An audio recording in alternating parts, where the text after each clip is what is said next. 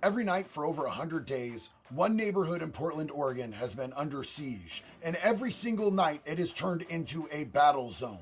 The mainstream media keeps selling this narrative that everything is peaceful, everything's vibrant, and everything's okay. But the people who live in that neighborhood know that this is not the truth. So independent journalists have been going down there to try to document what happens, and every single one of those journalists has either been intimidated, threatened, or assaulted.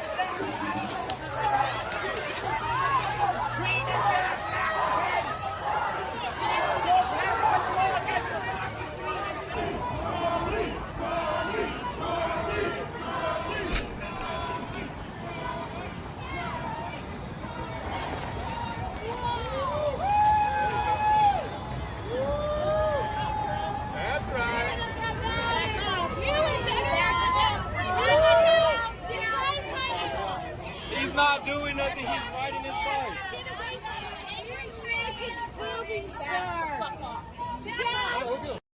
The amount of videos that exist from yesterday of naked people rubbing their bodies up and getting in people's faces, it's absolutely disgusting. This guy clearly is just in his underwear with his little hat. This is Portland, right? But these people are going up, and again, a lot of the videos I can't show because we're broadcasting over on YouTube.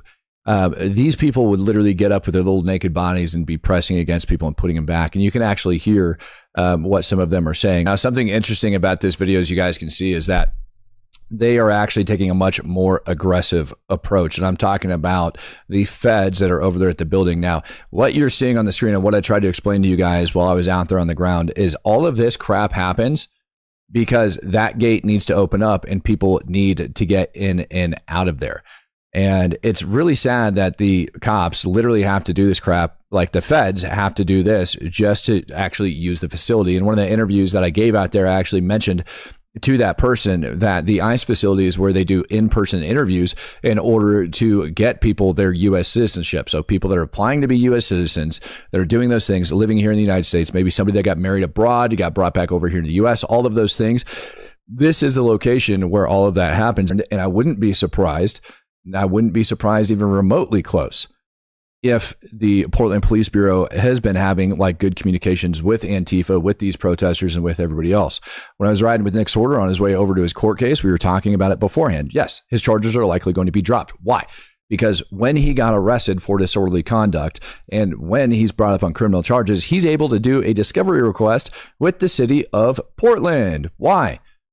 Why? Because he is being arrested, he's being charged with a crime, and he's entitled to his own defense. What he ended up doing was requesting all of the, all of the communications basically between Portland police and Antifa. And at that moment in time, when he requested that, well, guess what?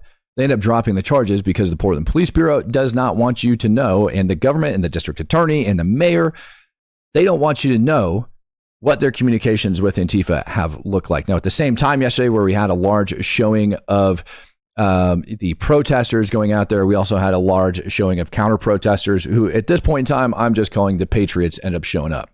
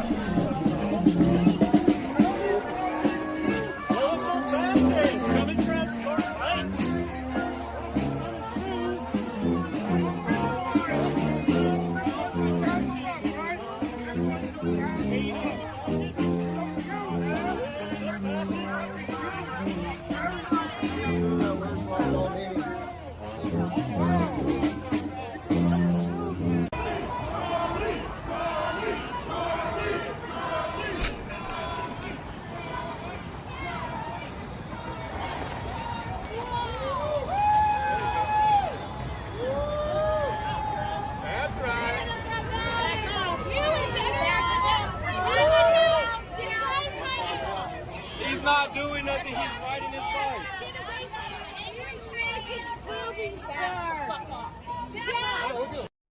The amount of videos that exist from yesterday of naked people rubbing their bodies up and getting in people's faces, it's absolutely disgusting, which is we're not doing anything. He's just riding his bike. Dude, BS, you know exactly what you're doing. You're trying to get up in the way and you're trying to block other people. It's this little non-violent little, I don't even know, like garbage crap that they have. Like I'm here in this space. And what's funny is talking with the Portland police while you're out there, and you are allowed to have personal space. You are allowed to have that personal distance, and you can shove people off of you. And it's just funny that these guys, these people, these protesters don't realize it. And by the way, if you end up shoving somebody because they're up in your face because you have a reasonable fear, all right, that something's going to happen or you're being assaulted, etc., you're good to go, right? Like if you're on the ground over in Portland, you're good to go for self-defense purposes, etc. And the odds of the Portland police actually going over and intervening in that situation are pretty much zero. Oh my God, that is beautiful. That is beautiful. Number one, good job. Blood in and out. Is this your Messiah, Charlie?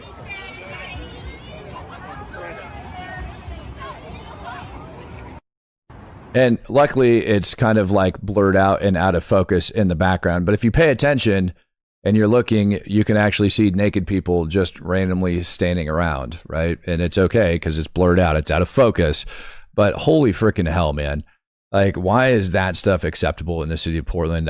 We're going to introduce to you Tommyboi, who has knocked out 2 of these Antifa domestic terrorists. Both times, Tommyboi was attacked first, but the Portland Bureau of Police still arrested him and refused to attack his assailants. Tommy has become an icon for the resistance in the streets of Portland, Oregon, and now you're going to get to hear his story from his own words. Hey everybody, welcome. Today we are here with a rising star in Portland, Oregon, who has been out there absolutely giving trans Antifa members cement naps when they attack him first. Literally, Tommy has been attacked multiple times and they have not touched him really once. But he has definitely laid them down for naps. But unfortunately, since the Portland police seem to be working either with or for Antifa, just like the local Oregon government, Tommy was arrested both times. Tommy, thank you for being here with us today, man.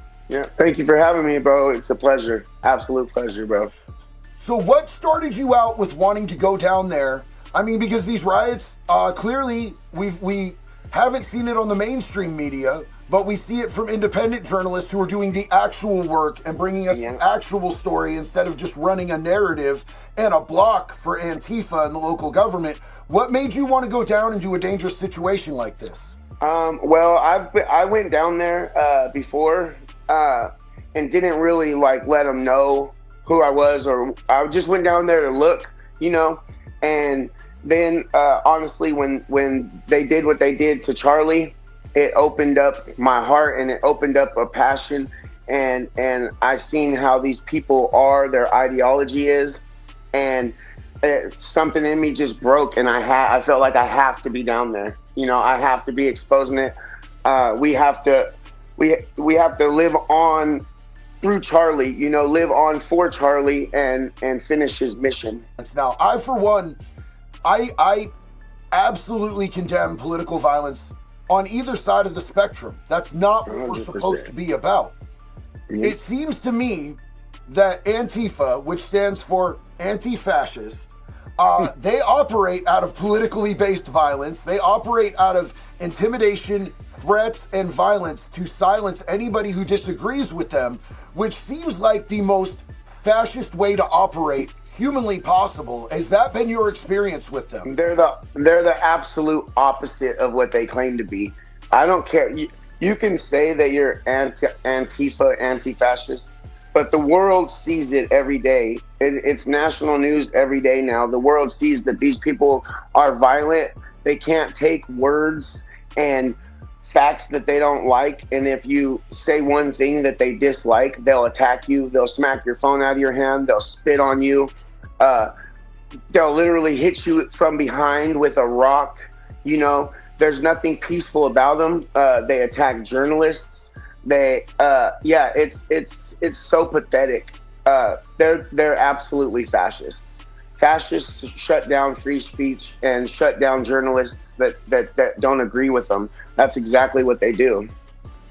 Now, it seems to me like they have actual organized tactics, and it's become clear and apparent multiple times. The first time that Nick Sortor was attacked, there was the people attacking him, and there were the people using umbrellas to try to cover up anybody's cameras so that they could violently attack him without there being any proof of the attack. And the other night, when what you were just saying, the person got hit in the head with the rock. Also, Tommy 2.0 got attacked by a woman, and that didn't really work out too well for the woman to attack him. But there was the little, is it a rabbit or a squirrel with the blue hair that was up in your face trying to block your camera?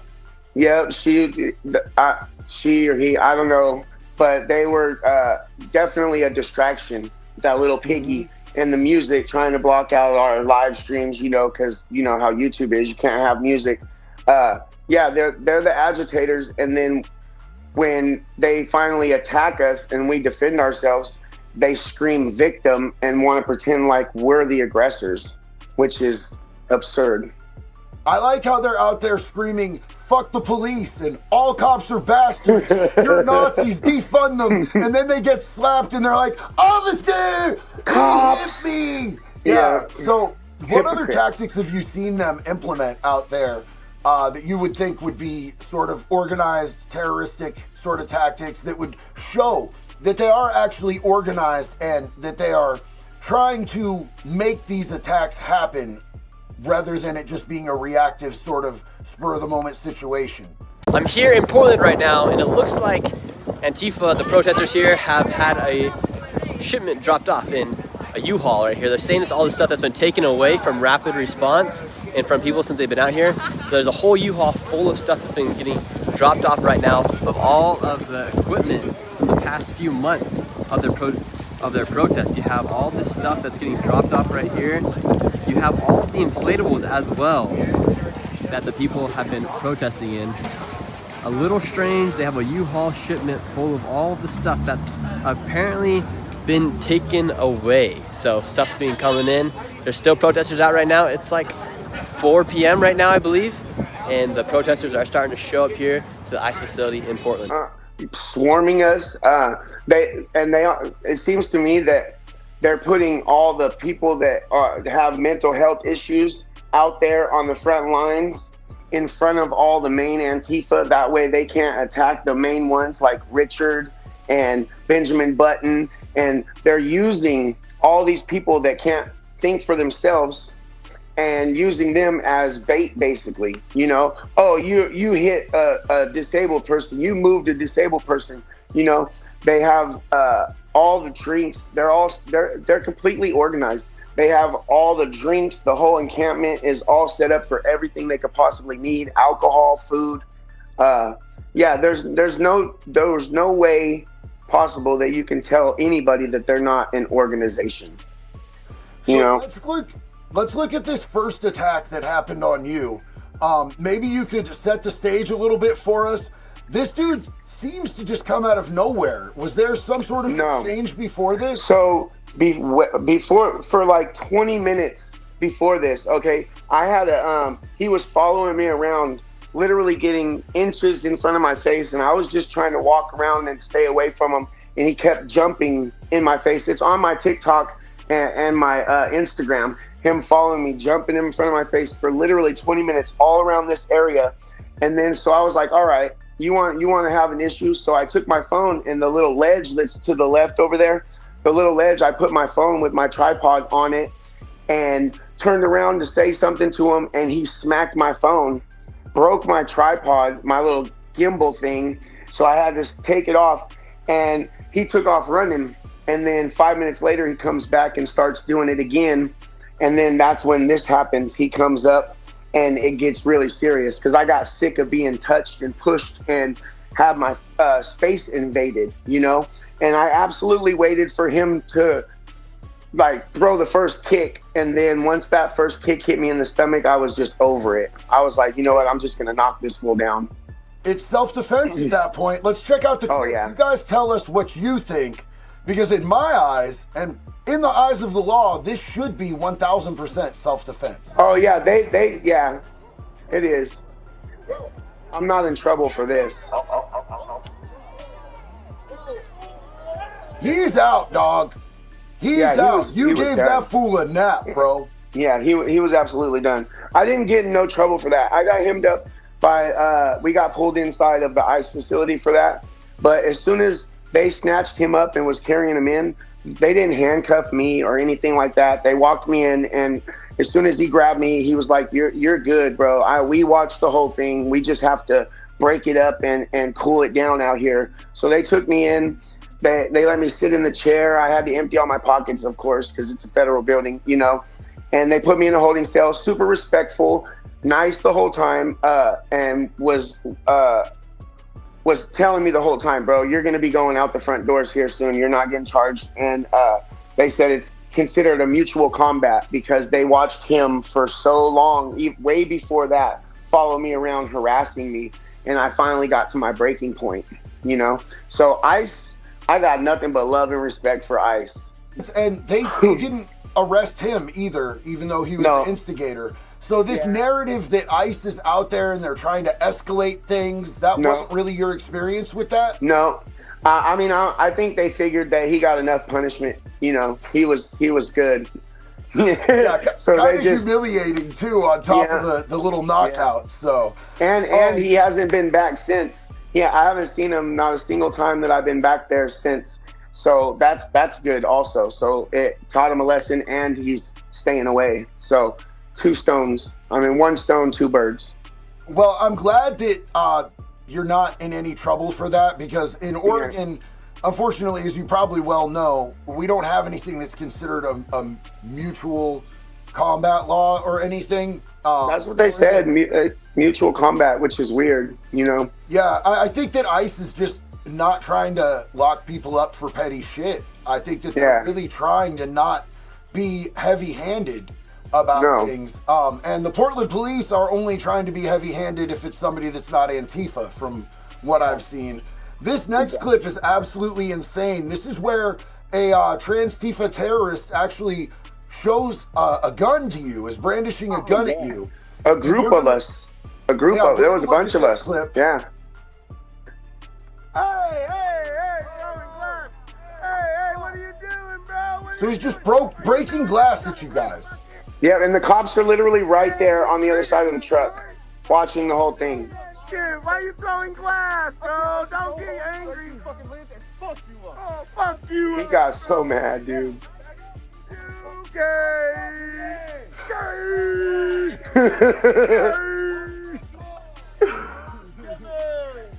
He's so trippy that he's got a rust bucket. Are you gonna pull a gun? He's throwing a gun. I'm not gonna lie. These people want me dead. It kind of spooked me at that moment. I was like, oh, he had that look in his eye. Fucking firearm. Look how long it takes the cops to show up. And they're right there, bro. He's literally got a fucking gun crazy. in his hand. Damn it. If I was out in public with a gun, anywhere but there, and somebody was screaming he's got a gun, the cops would have come out with their guns out on me. Instantly. And they walk up to him with their hands up, like, okay, look. Okay. I'm not a threat, I'm just a cop. What the fuck? Yeah. You fucking put your hand That's not being a police officer. That's clown shoe behavior, dog. You put your hand Yeah. You ain't no If that would have been one of us, if that would have been one of us that brandished a gun to one of these fucks, they would have been there instantly arresting us in handcuffs. They want to kill me. If this would have happened in the state of Florida, that dude would be Kentucky Fried fucked, bro. Yeah, they have stand your ground. That, like, yeah. Yeah. It don't matter if it was an airsoft gun or not. We all thought it was They real. want me dead, bro. They Yeah. want me dead, bro. So insane. Because I called his truck a rust bucket. They all started over me saying that's a rust bucket. I mean, come on, look at it, bro. Half that, you know, the majority of that shit's stolen. Yeah, how can you deny it's a rust? I feel so bad for the dog that's in the passenger seat. That's the only thing I felt bad for. Oh, the poor dog, bro. Yeah, they're so peaceful. Yeah, that dude They is wanna clearly a pretend meth like they're head. brandishing a fucking Yeah, gun. oh, for sure. Yeah. Yeah. And so he's brandishing a firearm. The cops are being really nice and kind and friendly to him. Yeah, that's just like do they actually arrest this gentleman? No, right now, no. They gave him a citation and let him go. In that truck with that load, like, bro, that truck was not drivable. Like, I thought my car was a rust bucket. This thing should not be on the road. But later that night, he did get arrested for shining a laser light at the helicopters in the air. Oh, terrorist activities. Yeah, federal felony. Do you know what happens when a chopper comes down in the middle of a metropolitan area? That could be a mass casualty event. Yeah, exactly. And that's what they're trying to do. They hate ICE and President Trump so much that they're willing to risk our service people's lives, you know? And that's just pathetic. You know, these people are serving our country. They're fighting the good fight. They're doing what's right for America. And these people hate them so much. I don't see how it's possible. Like, I don't see how you can hate the country that has given you everything that you have. You know, it's absolutely embarrassing. Wait, they want to sue him for paying military members during a government shutdown. Every Democrat and liberal out there, why the fuck do you guys stand by this? So they're out here fighting for healthcare for illegal immigrants, but they want to sue the Trump administration for paying for military members' salaries during a shutdown. No, you know what? This isn't a shutdown. This is a hostage situation, because give us what we want or else. Shouldn't it be America first? Shouldn't we be worried about paying our military members, the ones who are out there keeping us safe? But no, they want to make sure that military members don't get paid. They are asking, well, where's all this random money from the tariffs coming from to keep the women and infant children's program open? So wait a minute, you mean to tell me that you guys knew exactly what was going on, you knew exactly how much money was there, and yet you just want to make sure that that gets allocated to illegal immigrants? But for what? Oh, I think we all know. You guys are losing voters by the day. Every single thing that comes out, like, I don't know, peace in the Middle East, that he is solving for you guys are losing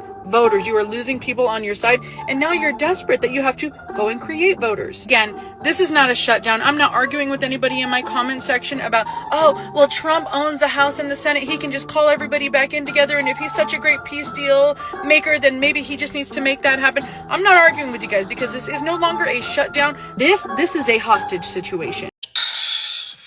I'm always got to be the person to say it, and I don't want to be the person to say it. But Donald Trump has been president for 9 months. 9 months! And I'm seeing videos from Chicago, D.C., where people are like, yo, I feel safe. My kids feel safe. This is the best thing he ever did for us. So what was happening all these years that this shit, like, literally, I've known D.C. and Virginia to have this type of shit going my whole life, and I'm in my 40s, okay? Almost touching it. So what was really truly going on? If a motherfucker became president 9 months ago and cleared that shit out with just a flick of the pen, I'm just thinking, like, did y'all really ever care? She's asking the right question, because these areas are controlled by Democrats. But the best way to understand people is to pay attention to their incentive structures. Democrats are not incentivized for Black Americans to do better. If you think about the Democrats' platform, it's about making everybody a victim. If you're Black, the system's racist and it's against you, and we are the people who are going to fix that problem for you. Those Republicans, they're racist. If you're gay, they don't like you because you're gay. If you're a woman, they don't like you because you're a woman. If you're an immigrant, they don't like you because you're an immigrant. And again, back to Black people, the reason you're struggling is because of history, racism, and the system. It's not your decision making. It's not you making poor decisions. But here's the thing. If they can keep you focused on everything except accountability and your own personal agency, that makes you a perpetual voter for Democrats. Because you will continue to believe that the reason you and your people are not succeeding is because the system is racist and it's against you, and you believe the Democrats are fighting to fix that system, when in reality, the system is not against you. And the biggest reason Black Americans are now struggling is because of Black Americans. Our mindsets, our belief systems, the way we go about things. The system is no longer the primary factor.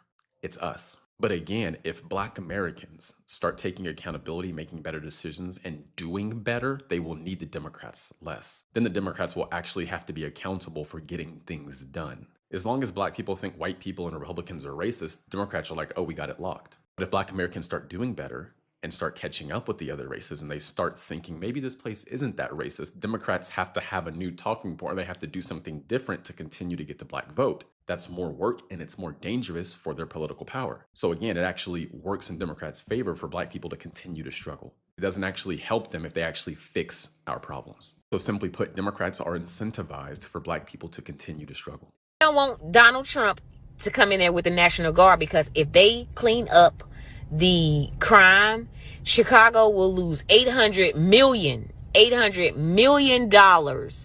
in federal funding for crime programs. That's why they don't want Donald Trump there. It's all about the money. All you got to do is follow the money. It's 100% true. I've been talking about it online, and they're trying to use the money in order to plug the budget deficit and the holes. And that's why they're trying to monetize crime. It's one big system. It's a racket. And Black people are falling for it. These liberal protesters are falling for it that don't even live in Chicago. Illinois, they not even playing no games as far as trying to make sure that they plug that budget deficit. And so they're dependent on Donald Trump. And so instead of actually cleaning up crime and balancing the budget like they're supposed to, they begging the federal government for money and trying to act like it's these community programs, and they juking the stats in order to get to the money. It's one big racket. This message is for Team Trump and the National Guards.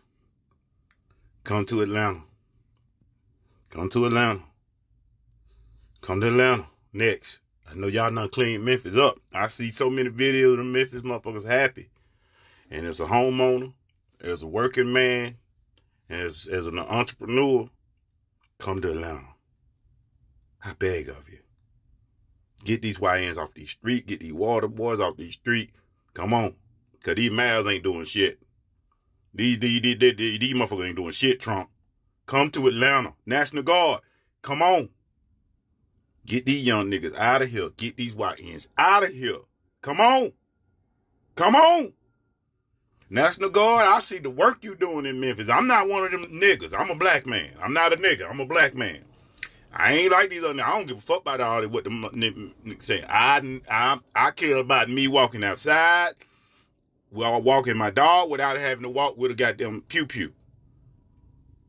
Bring Atlanta back. Bring old Atlanta back. Get rid of these YNs and these single mom raising them. So let's do it, Trump. Bring the National Guard to Atlanta and send them motherfuckers right down there by the goddamn Mercedes-Benz Dome. Let them sit right there all through West End. Stay on up through there, all through West End by the Krispy Kreme. Right there. Park it right there by the West End Mall. Get them all. Get them. Crying harder. Crying harder. Trump is your president. Crying harder. Crying harder. Trump is your president.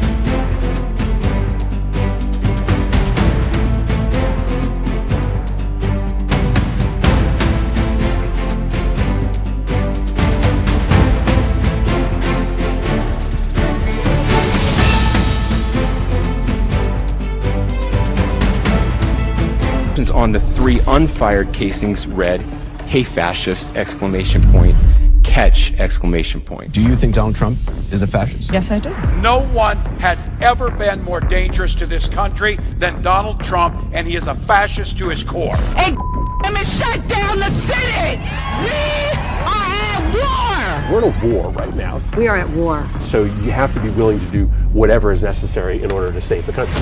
And that's why the gloves are off. Donald Trump and the MAGA Republicans represent an extremism that threatens the very foundations of our republic. And yes, there are many threats to democracy. We see it with these extreme candidates. I just don't even know why there aren't uprisings all over the country, and maybe there will be. You can only push people so far. And then they start to take matters into their own hands. What the American public want is for us to bring actual weapons to this bar fight. This is an actual fight. You know, this is literally call to arms. The MAGA movement is a threat. But Michelle says that, when they go low, we go high. No. With all due respect, if they go low, we don't go high. When they go low, we kick them. We take them to the mud and choke them out. And make sure that they stay down. And you know what? Kick them when they're down, because they deserve it. Get up in the face of some Congress people. We are going to be in your face. We are going to be on your We have to fight this in the streets. And we're going to fight it in the streets. It's time to step out of your comfort zone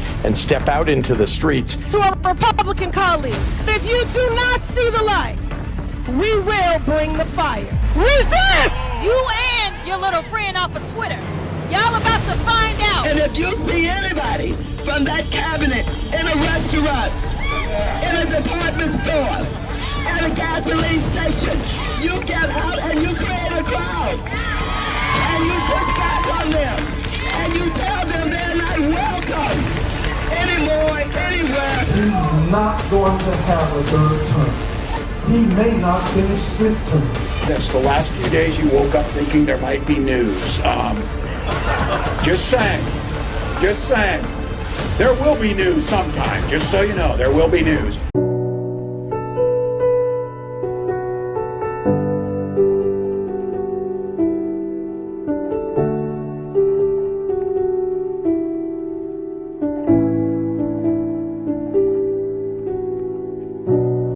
I want to be remembered for courage for my faith. That would be the most important thing. Most important thing is my faith in my life.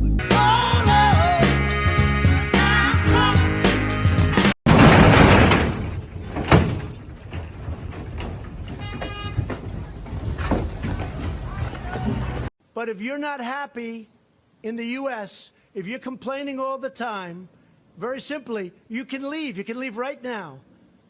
Come back if you want. Don't come back. It's okay too. But if you're not happy, you can leave.